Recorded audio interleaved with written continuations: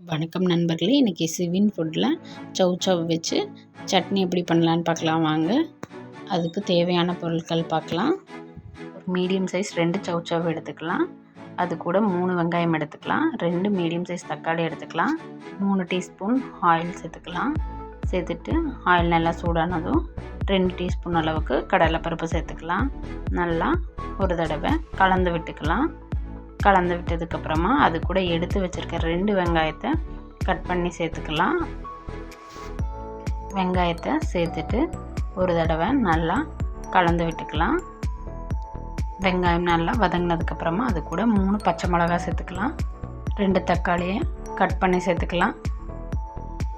சேர்த்துட்டு ஒரு தடவை நல்லா கலந்து விட்டுக்கலாம். தக்காளி நல்லா வெந்ததுக்கப்புறமா அது கூட ஒரு கொத்தளவுக்கு கருவேப்பிலை சேர்த்துக்கலாம். சேர்த்துட்டு அதையும் நல்லா கலந்து விட்டுக்கலாம்.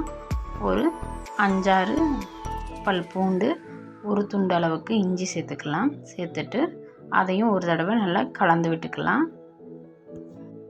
2 மேரக்காவை நல்லா பொடி பொடியாக கட் பண்ணி வாஷ் பண்ணி சேர்த்துக்கலாம். சேர்த்துட்டு நல்லா ஒரு தடவை கலந்து விட்டுக்கலாம். தேவையான அளவு உப்பு சேர்த்துக்கலாம். சேர்த்துட்டு ஒரு 1/2 டம்ளர் அளவு தண்ணி ஊற்றி வேக வச்சு எடுத்துக்கலாம். இந்த அளவுக்கு நல்லா வெந்ததும் அது கூட ஒரு 1/2 மூடி தேங்காயை சேர்த்துக்கலாம்.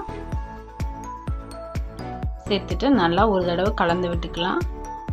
ஒரு சின்ன துண்டளவுக்கு புளி சேர்த்துக்கலாம். அரைக்கும்போது காரத்துக்கு தகுந்த மாதிரி ஒரு 2 வரமிளகாய் சேர்த்துக்கலாம்.